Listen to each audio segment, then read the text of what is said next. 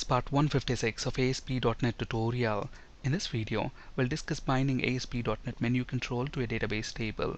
This is continuation to part 155, so please watch part 155 from the ASP.NET tutorial before proceeding with this video. At the moment, this menu control is bound to an XML file. We discussed this in our previous session.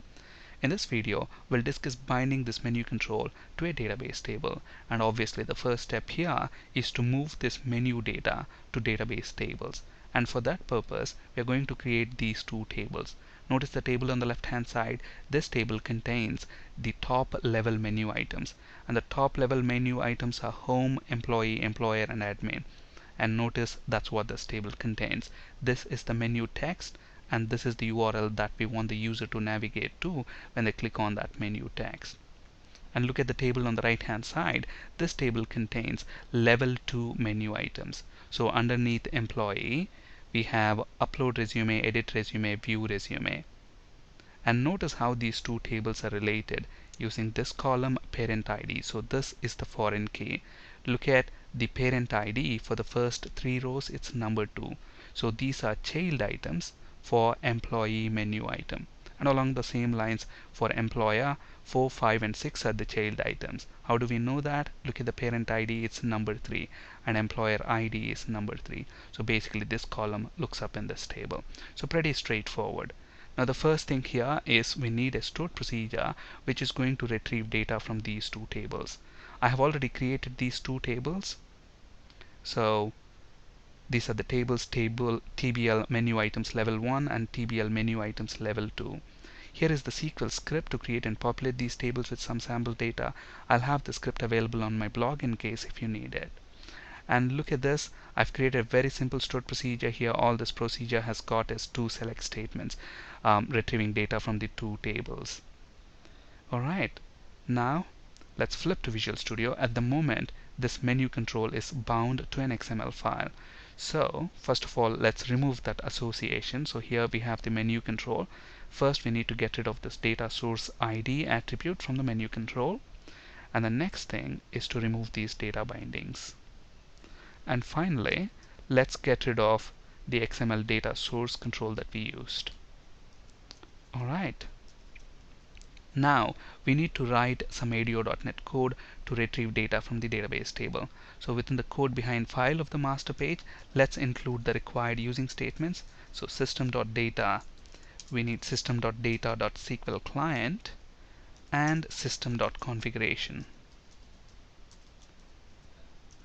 And within web.config file, I already have a connection string that points to SQL Server that's installed on my local machine.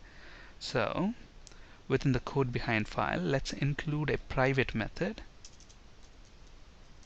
So private void, and let's call this maybe get menu items. And now first we need to read the connection string from web.config file.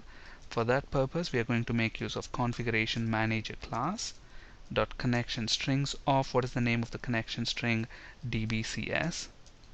Dot connection string should give us the connection string. The next step is to create the SQL connection object, and we are going to create the SQL connection object using this connection string. Now let's create an instance of SQL data adapter, and we want the SQL data adapter to execute this stored procedure sp get a menu data. Look at this. When we execute it, we get data from these two tables, TBL menu items level 1 and level 2. So we want this stored procedure to be executed, and we want this adapter object to use this connection object that we have created to execute this stored procedure. Alright, now let's create a data set object. Let's call it ds equals new data set, and fill the data set with data. So what's going to happen when this statement is executed, data from these two tables is now present within this data set. Now the next very important thing that we need to do is we need to establish the relationship between these two tables in the data set. And to do that, so dataset.relations.add, we want to add a relationship. Okay, so we are going to use this overloaded add method where we can specify the name of the relationship, the parent column and the child column. So let's call the relationship as maybe child rows. And now how are these two tables related? Where is the parent column present? The parent column is nothing but the lookup column. So we are using this value to look up in this table. So this is the parent column and this is the child column. And look at this, when we execute the stored procedure, in which order are we getting the data? The first table contains the parent items and the second table contains the child items. So within the data set, we have got two tables. And the indexing for tables within the data set is 0 based. So data set.tables of 0 would actually give us this table. Okay, so within this table, which column is that? The parent column, ID column. So dot columns of ID. So that's the parent column. And what is the child column? Child column is present in the second table, and the name of the column is parent ID. Alright, so we have established the relationship. In a bit we'll see how we are going to make use of this relationship. Now the next step is to basically loop through the rows within these two tables and build menu objects dynamically, because technically a menu, an ASP.NET menu, is a collection of menu item objects. So let's go ahead and create an instance of menu items, but we'll have to do that inside a for each loop, because for every row we have to create an instance of menu item object and add that to the menu control. So for each data row, and let's call this level 1 data row, in dataset.tables of 0 dot rows. So we are basically looping through the parent rows now, because look at which table we are looping through, tables of 0. That's the parent table, which is this table. And as we get the rows, what we need to do, we need to create an instance of menu item objects. So menu item, let's call it item equals new menu item. And obviously menu item has got text and navigate URL property. So text equals, so where are we going to get the text for the menu item? From this column of this table. So what is the name of the column? Menu text. And we have the data row here, level 1 data row of menu text is the name of the column, and convert that to string. And the next important property is the navigate URL property. And where are we going to get the navigate URL value? Again, the column name here is navigate URL. So let's copy this and paste it right there. So navigate URL. Alright, so that would give us the parent items, but under employee we have got child items as well. So we need to associate child item objects to this menu item. Okay, so what we need to do here technically is, if this row has got a child item, go ahead and retrieve child items from the second table and build child item menu objects and then add them to the parent menu item.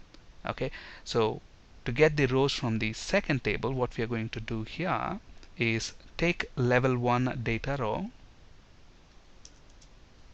and then we are going to get, look at that, get child rows method, and then we specify the name of the relationship. So what is the name of our relation? Child rows. So that should give us all the child rows from the second table here. Okay, and look at the return type of this method. What is it returning? It's returning an array of data rows. So let's actually store that in a variable of type data row array, and let's call this maybe level 2 data rows. And now what we need to do, we need to loop through each of this rows and then build menu item objects dynamically again, because those are going to be child items for this menu item object. So let's use another for each loop. So for each data row, and let's call this maybe level 2 data row in level 2 data rows collection. And again, a child menu item is also a menu item. So menu item, let's call this child item equals new menu item. And obviously even the child menu item has got text and navigate URL property, so we need to set that as well. So child item dot text, where are we going to get the child item text? From level 2 data row. And in this table, these columns are also menu text and navigate URL, so we don't have to change the column names here. So this has to be level 2 and this has to be child item. Okay, so the most important thing here is to associate this child item menu object to this item. And how do we do that? This menu item object has got child items property. So child items dot add the child item object that we have just created.